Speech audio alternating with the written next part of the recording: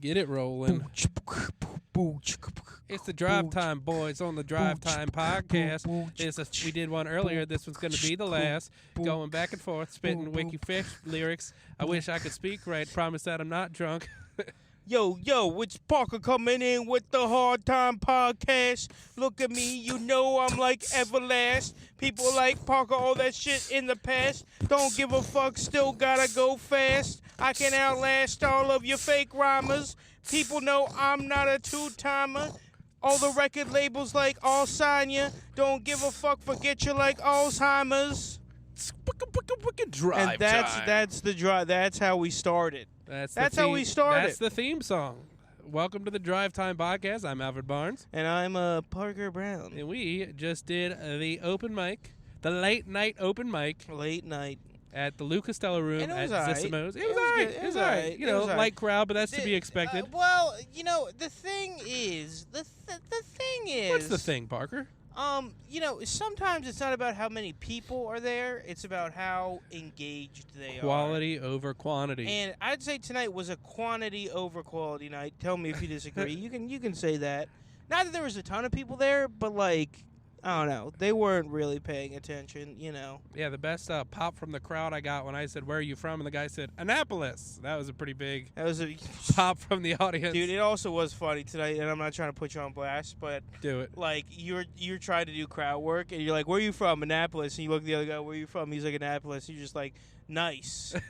So anyway, and I was like, oh, that was him trying to do crowd work and just like couldn't think of anything. You played it off pretty well, but I was also just like laughing at like, you know, just seeing the wheels turn and just nothing coming out. You know what I mean? That happens sometimes, you know? I was like, I just don't feel like I'm going to do my material. I'm fucking sweating up there. Well, you did a bunch of new stuff tonight. I did. I was very proud. I was very proud. I did my old stuff and the classics. And it didn't go. Except for the one new one, the Taylor Swift thing. I think I like the Taylor Swift joke than anything else. I've been tightening it up. Yeah. You know what I mean? Cutting out the fat. Mm-hmm. Trimming it. And now I think I got something. I have this bit about depression. You all might have heard it. The big sad. But that's been bombing recently, and I think it's one like it's literally been bombing recently, and I've had like multiple comics come up to me and be like, "That's like your best bit," and it's like, what do I do? No, I love the bipolar part. Or is it my best bit? Like what the fuck? I don't know. I mean, I think the choice is: do you want to be a people's comic or the comics comic? People's comic. Yeah. There's way more money. Way more money being a people's comic. Comics comic, you know. I can do that after I can quit my day job. Well, that kind of ties back to what we were talking about earlier about, you know, the impact being recognized more after you die. Oh, yeah. That's definitely the comics comic. You think we should kill ourselves so people listen to our podcast? I think we need to get a little bit more of a backlog, but yeah. It's episode 18 plus the bonus episode we did. Just the news that night. Shooting at Haywood Elementary School by two hosts of the Drive Time Podcast. That's how we get the plug. Oh, man. Maybe that's a little too dark. Maybe. Have you ever shot up in elementary school? Me? Yeah. No. I feel like they always catch the people that do it. Get in right hand lane. Welcome to Poly. Oh, shit. The polycule. I think this is where Stav went. I'm not lying to you. Oh, really? Yeah, it's a Poly. Stavros how do you feel? Halakias. All right, how do you feel? You know about, you know, there's a thing on the rise. I've noticed it even in my own personal life. Okay. Poly relationships. A lot of people are like, you know, more people than I thought growing up. It's a lot like cocaine. You know what I mean? In high school, you think no one does cocaine, and then you know, and then you get to college, and it's like, oh, a lot of people do cocaine actually. I feel like that's the same way with like poly relationships, where it's like I thought like, oh, these are just like weirdos out in like Portland. Yeah. And I have like probably 4 people I know that like aren't weird, you know what I mean? I would generally consider like good, nice people that like aren't weirdos either, that are in poly relationships. And it's like, they're not weird, but they're going to hell. They are going to hell. Well, okay, so I just sprung up a theory about it, and while you were talking about it, I think it's pandemic related, right? Oh, people are trapped with these people. You're trapped, and you feel trapped. Yeah, and they're like, well, this is we got to get out more. Even the hermit crab needs to shed its shell every once in a while. Yeah. I don't know what the fuck that move means, into a but larger shell or multiple shells. I don't know why poly relationships made me think of hermit crabs. Oh, they're hopping from shell to shell. They're hopping from shell to shell. Bunch of shell hoppers, as we call them. They're going to shell. Oh, they not are hell. going to They're shell. going to shell, The gas station. which is. But what's going on there? Can you really like? This is a weird question because I hope people don't get offended. But like, what's your opinion on the whole poly thing? I'll say I'm like skeptical. I wouldn't say I completely don't believe in it, but like, I also think that it might be kind of a fad. I don't know. I think that there can be two like purely poly people in a relationship that works, but I think generally one person's way more into it than the other. Yes, I would completely agree. I think that there is like a certain subsection of, the population that would work in a poly relationship. I just don't think that's as big as like Right. how I've seen.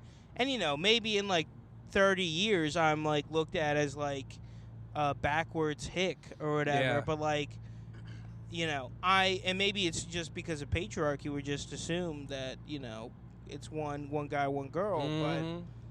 but I supposedly like both people are happy, and generally what people say is that chicks can find dudes to fuck way easier than guys can. Well, and also, let's be real. You're a lady at a bar. A guy walks up. He says, "Me and my wife have an agreement." Okay. Nobody's buying that. Yeah. So even if you are poly, I feel like it might even yeah. hinder your chances. Oh, you think it might? You think you should just cheat on people and not tell them? Don't tell my wife about this. No, I'm just saying that like if you lead as like I'm in a You're at the polyamory. yacht club.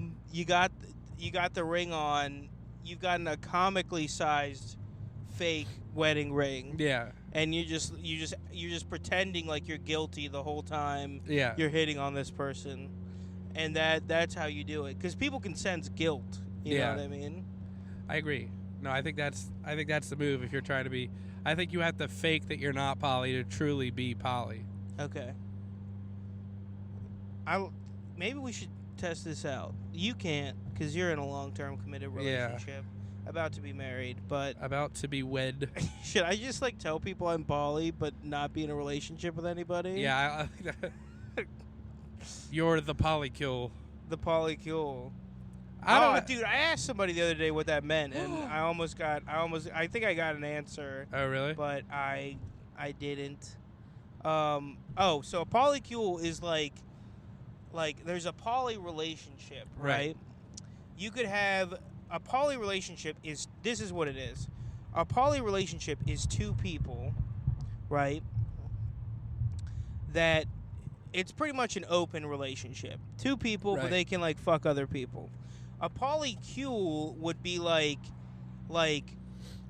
you have the center two people, but the guy has a different girlfriend, and the girlfriend has a different boyfriend, but they aren't necessarily. It's not necessarily. They're all fucking. You know what I mean? So it's like that map where it's like if you slept with one person, but that person slept with two people. Yes. And each of those, it's like that map where they'd be like, you probably have an STD every time you sleep with somebody. Exactly. But a relationship. Interesting. Well, it's instead of like if you had four people that were all fucking each other, I don't think that would be a polycule. You're just making me think of like a sex cult, to be honest with you. It's like it has to be in math terms what would be called a directed graph, where you have different of course. nodes and edges. Yes. Sorry, I'm not trying to get too fucking.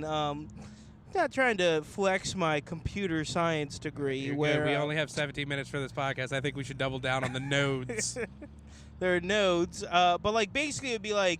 It's a group of people where they don't all fuck each other, but they all are tied together by some relationship. So, like, you could have, like, a 7-person polycule, and the first and the 7th person, like, would have to go through all other 5 to get, like, their relationship. Look, if You know I what can be mean? honest with you, just being with one person is like, I could barely handle the complications of just having a regular traditional heterosexual relationship. Well, that's the thing is that they say is that like these Mormon people that have like 7 wives, sometimes like the wives can be like, "Oh, I don't want to deal with him today." You know? Yeah. Imagine that. Imagine it. I'm imagining. Oh, this is gonna get bad. But like, imagine like you're like, Jackie, I don't want to deal with you today. Let me go to my other wife for the weekend. Well, Jackie watches that Sister Wives show where it's the one dude with 3 or 4 wives. Yeah. That lives in, I don't know, Utah or whatever, probably. It's got to be Utah. Yeah. And, dude, it's like the early episodes, you're like, they kind of get along, but obviously he always favors like the newest, youngest model in the group. Oh, really? I thought it would be the oldest, kind of like the bottom bitch situation. Well, I don't remember which one, but there's one of them where he's like, yeah, she asked me for a divorce. I'd totally do it. I don't even like her anymore. Like, Jesus. Yeah, dude, he's like, I think his name's Cody, but he is the biggest douchebag you could possibly imagine. Like, imagine, like... Yeah, well, that's because nice guys finish last. That's true. Even in the Mormon church, which is, like, the nicest people ever, those missionaries aren't going back home and having, like, on their fucking bicycles. Yeah. You aren't going back home and having, 7 women be like, hello.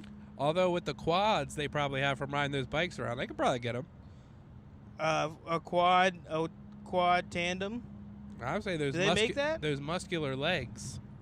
Oh, you think they got... Oh, if they're biking around preaching the good word. I'm not gonna lie. I don't think bicycling gets you good legs. It gets you good quads. Oh, God, that bag scared me. There's a bag going across. Oh, there's a bag. 695 near exit 25. Call the police. But, dude, have you seen, like, the post-Tour de France pictures of, like, the bikers' legs? Yeah. They are, like, they the look grossiest, horrible. veiniest. Oh, God, dude. They look horrible. It's fucking grotesque. They look like the abomination from the Incredible Hulk. Just another reason why you shouldn't bike in France. It's like, what are you, double gay? You know what I mean? A double gay. A double gay. Was that Bubble Butt? Yeah. You yeah. remix it? Yeah. Damn. Remix. Dude, Tour de France. That is like I feel like that's what people thought. Like, I'm going on my summer vacation. We're going to get our bicycles and do a Tour de France. Yeah. But then a bunch of dudes took it way too seriously. Yeah, a bunch of and now you have teams of people. And I'm just like, who, like all these other professional sports I get. You know what I mean? Yeah. I get how people are rich. Because people watch tennis. Is it this exit? No, next one. People watch, football, obviously. Right. Who the fuck watches the tour? Like, at Formula 1, people watch the fuck out of Formula 1. You'll meet guys that are weirdly into it. My dad. But who the fuck watches the Tour de France? Yeah. It's like a 7-day event. Oh, sorry, boss. I can't come into work today. I have to watch some people jockey for position. You know what I mean? Well, it's not even like you can't even call it the big game. What is it, the big race? It's not I don't know. If it's 7 days, I can't even view it as a race. Yeah. Like, you're just biking. No, well, it is a race, though. Yeah, it's a race, but, like, 7 days, a race. I don't know if it's 7 days. I think it is multiple days. Yeah, it's definitely multiple days. I don't know if I can follow you on this one, Al. Also, we got an ambulance in York Road. Between the... I think it counts as a race, but it's just not like... When you think of a race, you think people go... It's not exciting. Yeah. Like full throttle nonstop. Foot race can be very exciting. Not taking a siesta. Yeah, not, sleeping on the bike. Well, also, you hear about these marathon runners who, like, shit themselves while they're running because they don't want to stop, and they got to, like... make it, and they got to put pasties on their nipples so they don't chafe their tits while they're running. Like, I work with this one guy, and he's not a marathon runner. He's like an ultra marathon runner before. He's done like 100-mile race before, and he's told me that like the thing that isn't crazy to me isn't the shitting yourself. That part, whatever. I get it. I like NFL players shit themselves sometimes too. You know what I mean? It's the love of the game. So you love the game that much. But he told me that if you run a 100-mile race, you're pretty much guaranteed to hallucinate at some point. Oh, really? Which I think is crazy. And he even talked about you can, like, you run in groups generally just because unless you're trying to place, like, top, like, he was a guy that wouldn't place in like the top bracket, but would be like the bracket under. You know what I mean? Like they're like very competitive, but also like you don't spend every waking moment training for so those people run in groups. And he said, and this is what was crazy, is they had group hallucinations. So you would like look at the guy, you'd be like, oh my God, do you see that farmhouse with those cows? And then everyone would be like, yes, I see that. And then it just completely made up. Like one guy thinks of it, and everyone else just like group hallucinates it. Next thing you know, they're in a polycule. Next thing you know, oh, dude, are we in a relationship right now? But also, I was just thinking, like, you know, that's the real runner's high. Yeah. It's not some endorphins that's released. It's fucking hallucinating after you haven't slept in 3 days and have just been running for 3 days straight. That's really, you're really getting high then. You know what I mean? Dude, no one talks about that runner's high. No one's like, dude, I fucking was running 100 miles and watching Avengers Endgame. Dude, fucking sick, man. Well, speaking of runner's high, I've seen so many people rip off Artie Lang's joke on a runner's high. Oh, yeah. It's crazy. Like, so many, I've seen at least 3 or 4 local comics just do the same bit. It's because they're not cultured like us, Hal. They don't understand, you know, they don't get that we know who Artie Lang is. True. I do know who Artie. I mean, hell, Caleb's been on his podcast. It's kind of crazy. Yeah, that is fucking insane. You know, he makes Artie Lang just because he was like the drunk Santa in Elf. He makes like $40,000 a year in residuals or royalties. That's fucking awesome. Well, he deserves it. Yeah, he was only in the movie for like 5 minutes, and he makes $40,000 a year. Well, that's also because like Bad Santa is just played on Comedy Central constantly too. True, but like, I'm saying just for his role in Elf. I know, but wait, in Elf. Yeah. Wait. He played the drunk Santa in Elf? Yeah. When he got, like... Why did I think you said Bad Santa? I don't know, because he seems like Bad Santa. Okay, my bad. But yeah, Elf is played on TV constantly. So, like, he's it probably gets played, like, what, 50 times a year? Oh, at least. And so, you know, you break that down, that's, like, under $1,000 per thing. That's reasonable, you know? All right, well, this has been the podcast. Do you want to end on a little freestyle as well, too? Yeah, I was thinking the same thing.